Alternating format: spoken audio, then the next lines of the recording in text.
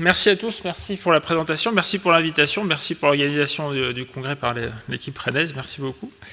Je me suis permis, comme on fait souvent, de changer très légèrement le titre de la présentation parce que je vais commencer par une question pour vous. Le titre de la présentation qu'on m'avait demandé de traiter, c'était l'immunodépression du patient cérébro-lésé. Ce sur quoi c'est un thème que j'utilise aussi fréquemment, et plus je travaille sur l'immunité, la réanimation, plus je me pose la question de qu'est-ce qu'un patient immunodéprimé. Donc si je vous pose la question, vous êtes tous médecins, probablement, qu'est-ce que l'immunodépression ? Pas facile à définir, hein. Si on la demande à un médecin, une immunodépression, c'est un patient qui va être plus sensible aux infections, on peut se mettre d'accord sur ce terme-là. Si on le demande à un immunologiste, c'est une situation où les cellules présentatrices d'antigènes ne sont plus capables de primer des lymphocytes T, ou c'est une immunité qui est plus capable de produire des anticorps IgG suite à une stimulation. Si on prend l'exemple d'un patient qui a une baisse de présentation antigénique, mais qui a une réponse inflammatoire exacerbée et qui a des réponses inflammatoires à la moindre stimulation et qui a donc une inflammation pulmonaire à la moindre stimulation, on va dire qu'il est sensible aux infections, donc immunodéprimé cliniquement, et pourtant son système immunitaire il est hyperactif. Donc on peut avoir une discordance entre une immunodépression biologique et une immunodépression clinique. Donc on va plutôt reparler d'immunoreprogramming. Et c'est intéressant de comprendre ça parce qu'en fait, en immunité, il y a rarement une situation où tout est bas, où tout est augmenté. En général, c'est quand même beaucoup plus patchy et je vais essayer de vous le démontrer. Alors pourquoi s'intéresser, quand on fait de la neuroréanimation, au poumon par exemple, et à ce contexte d'immunodépression systémique, est-ce que c'est vraiment important? Donc on a des données cliniques qui montrent que les patients qui font des pneumonies ont plus d'HTIC, probablement vont devenir neurologiques, risque de surmortalité légèrement augmenté, plus de ventilation. Mais on a aussi des données animales qui nous démontrent un impact assez important de la dysbiose respiratoire sur la réponse inflammatoire cérébrale, dont on le sait qu'elle drive la récupération. Dans ce travail publié l'année dernière, les auteurs induisent une dysbiose respiratoire par un traitement antibiotique, de la néomycine. Ils injectent des lymphocytes T spécifiques à la souris pour induire un équivalent de sclérose en plaques, et donc ils démontrent que l'antibiothérapie, comme attendu, induit une dysbiose, et que ce qui est moins attendu ou plus surprenant, et ce qui est à la base de leur travail, ça change la sévérité clinique de la maladie auto-immune inflammatoire cérébrale induite par le modèle. Donc une antibiothérapie donnant une dysbiose respiratoire change le risque de sclérose en plaques. Ils sont allés plus loin, évidemment, parce que ça pose beaucoup plus de questions que ça n'en répond sur ce début de travail. Ils prennent le microbiome respiratoire des souris post-antibiotiques, ils le donnent à une souris récipiente et ils réinduisent le phénomène. Donc cette protection, elle n'est pas induite par l'antibiotique qui diffuse dans le cerveau, par le tube digestif ou par un effet autre auquel on ne pense pas. Il suffit de prendre le microbiome respiratoire de ces souris pour le transférer à une autre et changer leur réponse inflammatoire cérébrale. Est-ce que c'est n'importe quel antibiotique? Est-ce que c'est complètement aspécifique? Est-ce que n'importe quel microbiome peut le faire? Non, parce que quand ils répètent la manip, cette fois-ci en injectant pas un antigramme négatif mais de la vancomycine, qui donne une dysbiose respiratoire différente, vous le savez, ça va plus viser les anaérobies et les coxygrammes positifs. Cette fois-ci, le modèle n'est absolument pas modifié. Et donc, il n'y a pas de protection inflammatoire si vous ciblez les streptocoques pulmonaires, les anaérobies pulmonaires. Vous ne changez pas le devenir inflammatoire. Comment ça marche en pratique? En fait, ça change la réponse inflammatoire du cerveau. Les auteurs sont allés chercher dans le cerveau des souris avec et sans le microbiome, et ils regardent différentes voies d'activation, et ils montrent qu'en fait, il y a une balance entre la réponse aux interférons type 1, type interféron alpha-bêta, dont on a des traitements de la sclérose en plaques, qui visent cette voie, et l'interféron gamma, donc l'interféron type 2, et il démontre qu'il y a une balance qui shift de l'un à l'autre, notamment il traite ces souris par interféron gamma directement, et il montre que la réponse est très modifiée. Donc en résumé, ça démontre que la dysbiose respiratoire, le comportement systémique qui est le plus souvent altéré chez nos patients cérébro-lésés, a en retour un effet très fort sur la réponse inflammatoire cérébrale. Et ça, c'est de la physiopathe, c'est pas une maladie, c'est un mécanisme attendu de crosstalk entre le cerveau et le poumon. Et comme je vous disais, c'est pas blanc, noir, bon, mauvais. En fait, c'est soit on gagne sur la voie de l'interféron type 1, soit on gagne sur les voies d'autres voies inflammatoires. Donc c'est pas il faut une dysbiose induite par la vancomycine, il faut une dysbiose induite par un antigramme négatif. Mais il y a une balance qui va se faire, et dans certaines circonstances, c'est plus ou moins grave d'avoir une inflammation type 1 ou type 2 dans la sclérose en plaques. Encore une fois, je reprends cet exemple-là. On sait que les interférons type 1, type 2 sont des traitements, les interférons alpha sont des traitements de cette maladie. Comment on peut expliquer ça? On peut imaginer qu'il y a des métabolites bactériens qui circulent dans le sang, on y reviendra, qui atteignent le cerveau, mais on peut aussi imaginer qu'il y a des trafficking des cellules immunes qui vont de l'organe périphérique jusqu'au cerveau et jouer un rôle d'immunomodulateur au niveau cérébral. Et ça a été démontré en nature médecine en 2016 par cette équipe où les auteurs induisent un accident vasculaire cérébral chez la souris. Ils démontrent que cet accident vasculaire cérébral change le compartiment lymphocytaire T, CXR, enfin IL-17 ror gamma T. Donc c'est des gamma delta très spécifiques, on y reviendra. Et quand ils bloquent la formation de ces gamma delta interleukine 17, la taille de l'infarctus est modifiée et ils montrent que finalement en périphérie, que ce soit dans le tube digestif ou dans le poumon, il y a une dysbiose qui se passe, que ça va induire des lymphocytes gamma delta IL-17 qui vont aller dans la moelle épinière dans le premier projet ou dans le cerveau et changer la réponse inflammatoire. Vous allez me dire, on est tous médecins, en tout cas on essaie de soigner des patients, ça c'est des données expérimentales, mais c'est quand même toujours intéressant de se confronter à la littérature et de se dire est-ce que finalement on va le confirmer et l'observer chez l'homme. On le sait tous, il y a beaucoup de littérature qui malheureusement ne valide pas. Donc on a fait un travail, on a récupéré plus de 2000 données de séquençage de microbiome respiratoire qui a été publié il y a 2-3 semaines par mon équipe dans Nature Médecine. Et dans ce travail, on a comparé la composition du microbiome respiratoire à des volontaires sains et au risque de complications respiratoires. On a montré qu'il y avait bien une dysbiose induite par la maladie, peut-être par les antibiotiques.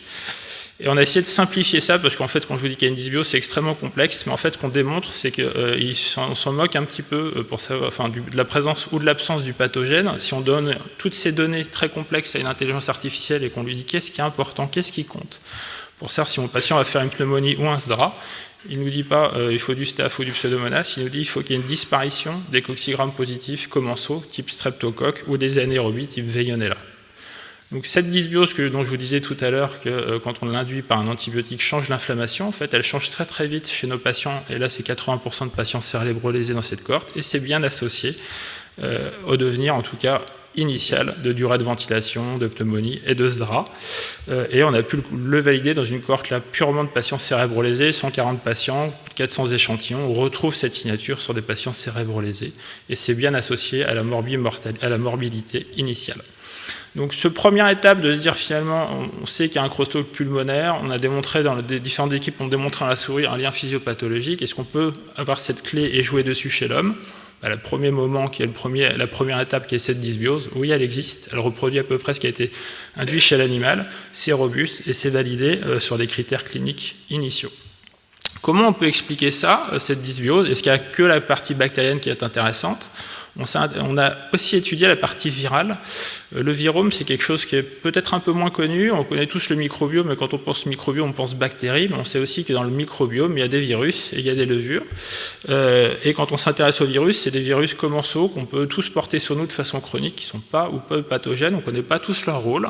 Et en fait, il y a eu des études chez les patients greffés ou immunodéprimés induites par chimiothérapie, où on a montré que la composition du virome était corrélée au niveau d'immunocompétence in vivo, c'est-à-dire que quand on a certains fragments du virome qui augmentent, on a plus de risque de rejet de greffons. Quand ça baisse, on a une meilleure tolérance des greffons, par exemple. Donc, ce qu'on a regardé, c'est si notre virome respiratoire, et ça c'est des données non publiées, était associé à une modification du microbiome, et si finalement cette dysbiose elle est générale. Et en fait, c'est ce qu'on a trouvé. Les patients qui vont faire une pneumonie ont bien une composition du virome très différente. Et en fait, les viromes, les virus qu'on trouve sont des virus très particuliers qui sont des bactériophages. Les bactériophages, c'est des virus que les bactéries peuvent se donner entre elles. Nous, on se contamine par le coronavirus ou la grippe. Les bactéries se contaminent entre elles par des bactériophages et qui sont très spécifiques justement des streptocoques et des Veillonella. Donc, très précocement, nos patients cérébrolésés ont une réponse de leur microbiome où chaque composant va essayer de tirer la couverture à soi. Certaines bactéries vont produire des bactériophages qui vont éliminer les streptocoques, les Veillonella, faire le lit des infections. Est-ce que ça, c'est associé à une immunodépression? Je vous disais tout à l'heure, on ne sait pas bien le définir, on n'est pas tous d'accord, il y a des situations où il y a une discordance. Un des éléments simples qui a été proposé pour définir l'immunodépression basée sur le virome, c'est la charge en torqué-ténovirus, qui est un virus a priori commensal. 80 à 90% de la population le porte chroniquement dans son sang et sur ses fluides respiratoires. On peut le quantifier, il y a des kits qui existent. Et donc on s'est proposé de le mesurer chez les patients cérébrolésés, des volontaires sains, mais aussi des patients qui ont une transplantation pulmonaire. Pourquoi des patients qui ont une transplantation pulmonaire? Parce qu'on sait qu'on va induire une immunodépression chimique extrêmement forte pour induire une tolérance. C'est les patients verts, et vous voyez que la charge en TTV augmente au cours du temps. À 3 mois et 6 mois, c'est très augmenté. Donc finalement, dans notre étude, on observe bien que l'immunotolérance, dirons-nous, est associée à une augmentation de la charge en TTV. Si vous regardez les patients de réanimation, en orange, au premier temps, c'est J1 de l'hospitalisation, le deuxième temps, c'est J3, J4, puis à J7. Finalement, la charge en orange par rapport à des volontaires sains, elle baisse au cours du temps. Et ça, c'est plus en faveur d'une réponse immunitaire exacerbée, d'un stress inflammatoire et d'une immunocompétence augmentée. Et si on regarde dans le sous-groupe des patients qui vont faire ou pas une pneumonie, la charge en TTV baisse. Ce que ça veut dire, c'est qu'il y a bien une modification du virome qui change le bactériome, mais aussi que le système immunitaire est plutôt orienté sur ces critères de contrôle viral, sur une augmentation du contrôle viral à visée de l'hôte, plutôt qu'à une baisse, et donc il y a finalement peut-être une immunocompétence exacerbée plutôt qu'une immunodépression. Et donc on a besoin, quand on commence à émettre ces hypothèses, de revenir un peu à une physiopathe standard, à une question, à une considération un peu plus large, qui est à quoi ça sert de devenir immunotolérant ou à quoi ça sert de devenir très immuno-excitable. Et en fait, c'est une course contre la montre entre nous, au niveau individuel, cette régulation en tant qu'individu, et la collectivité. Cette courbe, elle représente ce concept qui a été proposé il y a des dizaines d'années, mais il reste d'actualité, qui est le lien entre la quantité de pathogènes auxquels on est exposé et la sévérité de la maladie à laquelle on va faire face. Vous voyez 3 courbes. La courbe verte, ce qui est probablement celle qui nous permet de rester le plus longtemps en bonne santé, même pour des charges bactériennes très élevées. La courbe rose, on va mourir très très vite, même pour une charge de pathogène faible. Laquelle courbe vous préférez? J'imagine que pour vous et vos patients, vous préférez la courbe verte. Mais en fait, la sélection naturelle au fil des millions d'années préfère la courbe rouge. Pourquoi? Parce qu'il est préférable pour l'espèce que l'individu à risque de contagion meure avec son pathogène rapidement, plutôt qu'il reste longtemps chroniquement porteur et contamine tout le monde. Un pathogène qui reste peu virulent, mais qui va contaminer le monde entier, comme le coronavirus fait des millions de morts, ce n'est pas très bon pour l'espèce humaine, alors qu'un pathogène comme le SARS qui tuait 90% des gens s'éteint très rapidement en quelques semaines. Finalement, cette régulation, ce n'est pas une maladie, et donc il faut arrêter de considérer l'immunodépression de réanimation comme une maladie, c'est une immunoadaptation à un stress, et notre organisme, qu'est-ce qu'il fait? C'est ce qu'on commence à proposer et à trouver. Notre organisme, du fait de cette sélection, va être poussé vers la courbe rose et vers un système où, parce qu'on est exposé à des stress importants, parce qu'on est exposé à des pathogènes fréquents en réanimation, notre système immunitaire se dit, il faut finalement que je sois capable de clairer très très vite ce pathogène, au prix peut-être de complications initiales, pneumonie, DRA, mais c'est ce qui va être le meilleur pour mon espèce. Et finalement, cette sélection, en tout cas c'est une théorie sur laquelle on travaille, fait que la réponse individuelle n'est pas adaptée, mais elle est meilleure au niveau collectif, et c'est pour ça que dans nos études, même si vous allez voir, on trouve de l'hétérogénéité, vous n'avez jamais vu un patient sévèrement très malade en réanimation qui a une réponse immunitaire complètement normale et qui se comporte comme un volontaire sain. Donc ce n'est pas une maladie, c'est une réponse normale au stress. Au sein de la réponse immune, il y a énormément de cellules. On peut utiliser les lymphocytes K, les lymphocytes T, les lymphocytes B, les monocytes, les cellules dendritiques, pour différentes raisons personnelles d'intérêt, mais aussi des données fondamentales qui nous démontrent que les monocytes, les cellules myéloïdes sont les plus réactives et sont les généraux de la réponse immunitaire qui régulent la fonction des autres. En pratique, sans cellules dendritiques ou monocytes, tous les autres sont complètement perturbés. On s'était étudié justement différentes cellules, et notamment les monocytes de nos patients cérébrolésés. Comme je vous disais, on s'intéresse aux réactivations virales, qui ont un intérêt, c'est que quand vous avez de l'HSV qui réplique dans le poumon, donc de l'herpès simplex virus, il n'y a pas tellement de questions, il y a un problème. Alors, est-ce qu'il faut le traiter? Est-ce que le traitement est efficace? C'est une autre question, mais en tout cas, c'est un problème. Alors que si on vous dit que c'est une pneumonie bactérienne, on peut toujours se dire que le diagnostic n'est pas bon. Toujours est-il que ce qu'on a vu, c'est que sur 350 patients, en fait, le risque de réactivation HSV il est de 40% sur les patients qui sont porteurs chroniques. Ceux qui ont une sérologie positive HSV, il y en a 40% qui réactivent dans les 7 premiers jours. Et on a pu associer ça à une réponse monocytaire très précoce des J1. On a trié les monocytes de nos patients, on a regardé les réponses épigénétiques, enfin la régulation épigénétique et transcriptionnelle, on a montré qu'il y a énormément de gènes chez nos patients cérébraux étaient perturbés.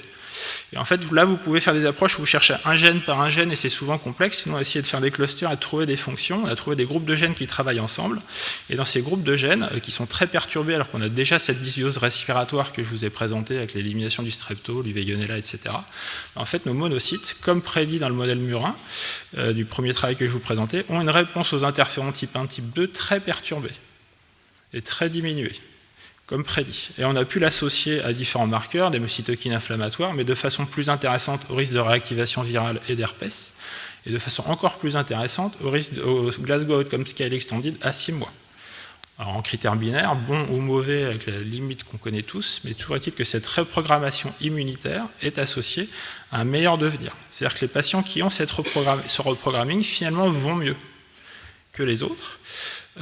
Et donc, ça pose la question de se dire, finalement, est-ce qu'il faut les traiter ou pas par interféron gamma? Et donc, en parallèle de ces travaux, on avait lancé une étude randomisée où on cherchait à traiter cette immunomodulation de réanimation par interféron gamma. Il y avait des cas cliniques qui avaient été rapportés. C'est une drogue qui est facile d'accès, elle a la même depuis une vingtaine d'années. On sait que la tolérance est relativement bonne. Il n'y a jamais eu vraiment warning en dehors du foie pour cette molécule-là.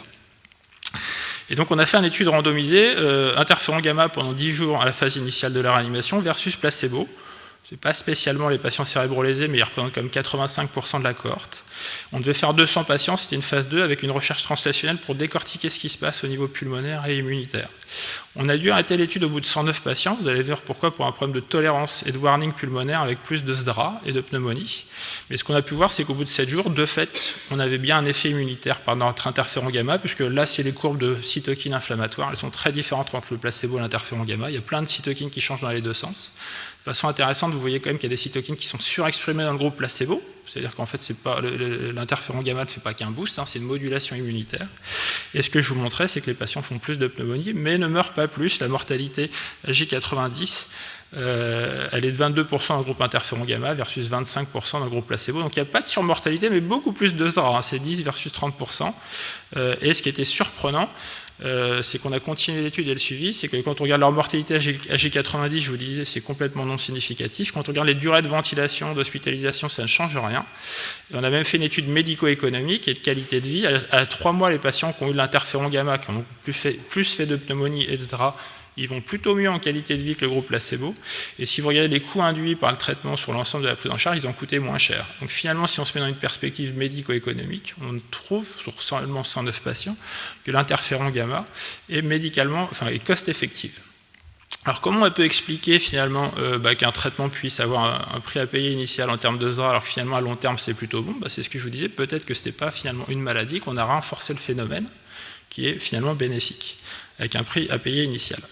Une des façons de le démontrer, c'est de se dire qu'on sait que cette immunomodulation, en fait, elle n'est pas uniquement rare. On avait démontré en 2020 que quand on suit nos patients jusqu'à 6 mois et qu'on regarde le reprogramming monocytaire de ces patients-là, ils sont sortis de l'hôpital, pour la plupart, ils ont peut-être repris le travail, en tout cas, ils vivent à la maison, ils ne sont plus hospitalisés, ils ne font pas d'infection, et qu'on regarde la fonction de leur monocyte en termes, par exemple, de phagocytose, à 6 mois, elle est complètement effondrée.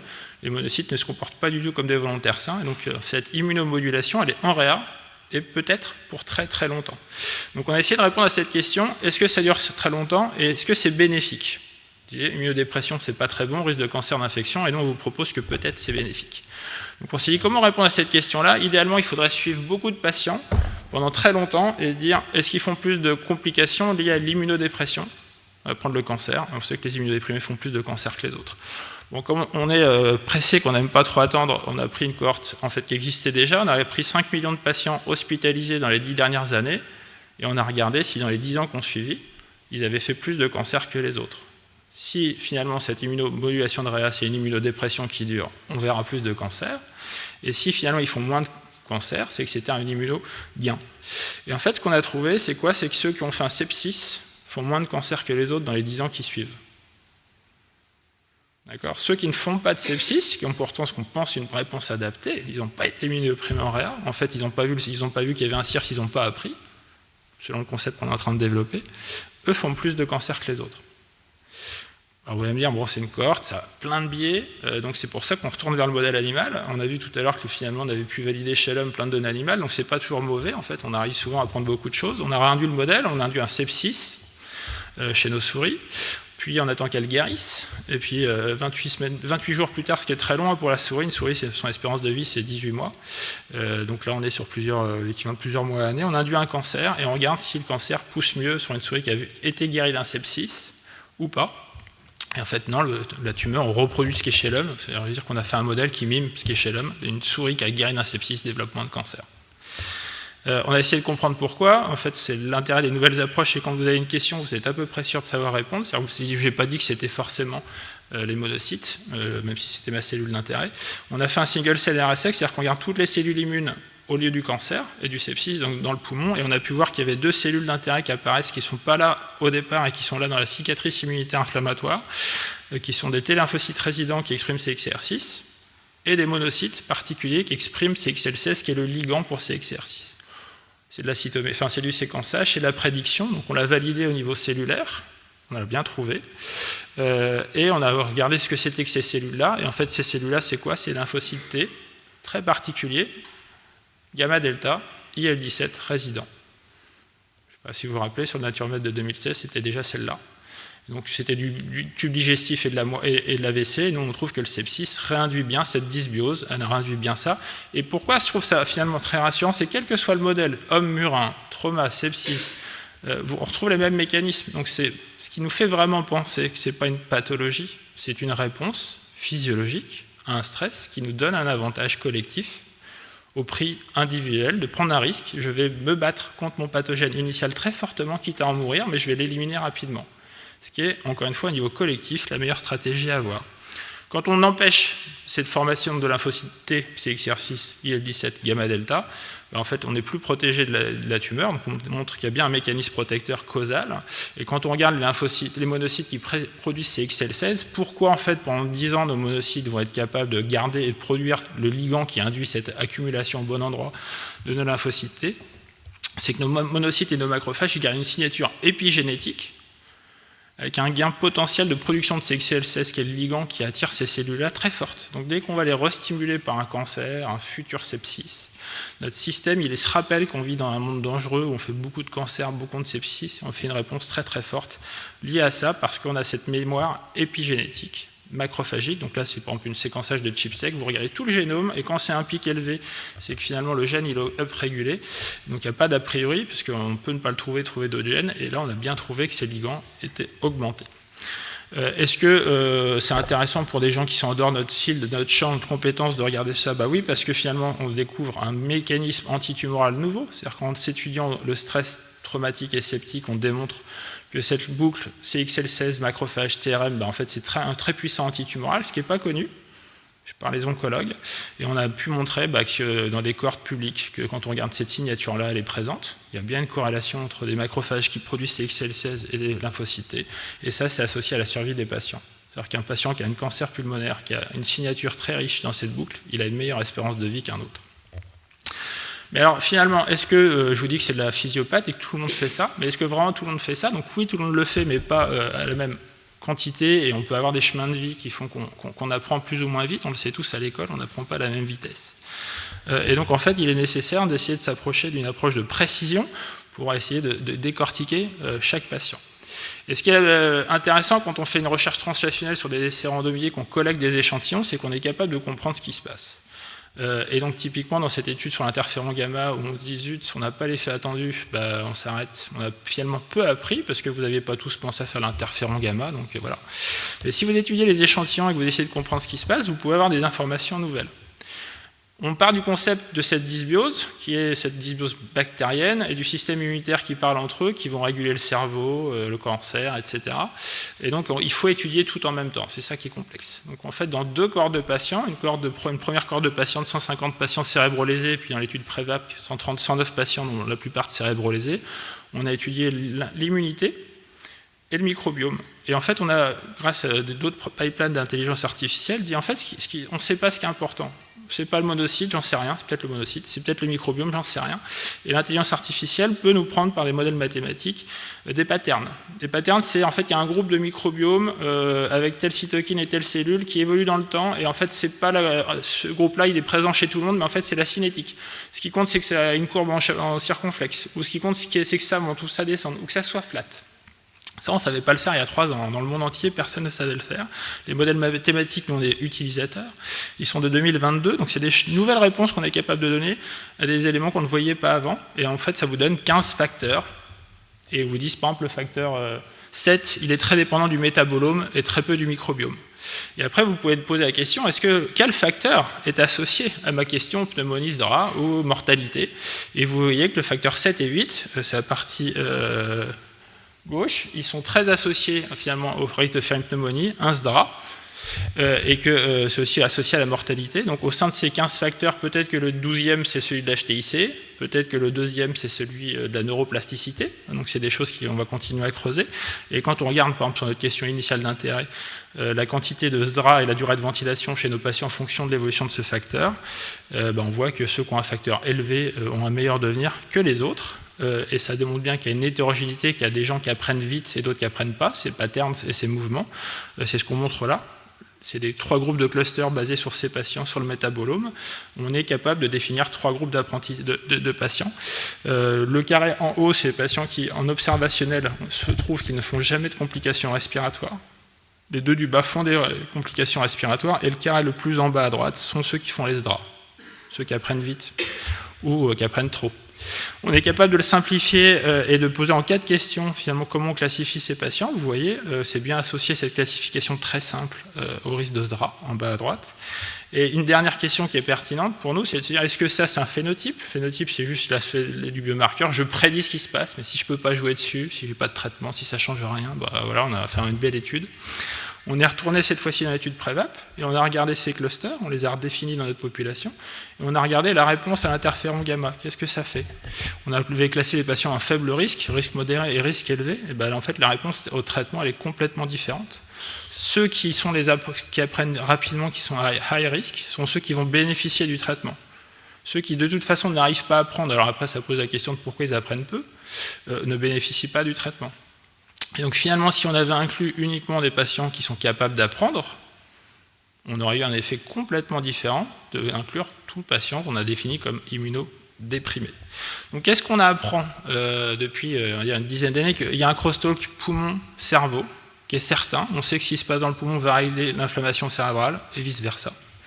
Que en fait, tout n'est pas si mauvais que ça. Finalement, c'est de la physiopathe qui va de temps en temps nous poser problème, de temps en temps être plutôt bénéfique. Finalement, jouer dessus, on peut avoir un effet délétère et contre-intuitif. La régulation monocyte, interféron gamma, lymphocyte résident, elle est centrale. On l'a trouvé, on vient de le republier, d'autres équipes le trouvent. Et il va falloir jouer probablement sur ces pathways. Peut-être que la modulation du microbiome, c'est un moyen simple d'accès, parce que si vous modifiez votre microbiome, ça change votre inflammation cérébrale. Vous avez un moyen plus simple que d'injecter des choses directement en intratécal ou en intracérébral, et qu'il y a une hétérogénéité de cet apprentissage, de cette capacité d'apprentissage qui est associée au devenir, mais de façon encore plus intéressante, qui est associée à une différente réponse au traitement. Et donc si on la trouve, et maintenant on peut la faire sur des critères 4-5 bactéries, 4-5 métabolites associés, nous dit qui est qui, on peut changer notre traitement et nos patients ne répondront pas pareil. J'ai oublié ma dernière slide où je remercie toute mon équipe parce que j'ai le plaisir de diriger une équipe INSERM de 35 personnes qui travaillent sur ce projet. Donc ce travail, c'est le fruit de leur travail, et l'équipe de réanimation de Nantes et de recherche clinique de Nantes qui participe évidemment à la rédaction des protocoles, aux inclusions du patient et tous les centres avec lesquels on peut travailler. Merci beaucoup.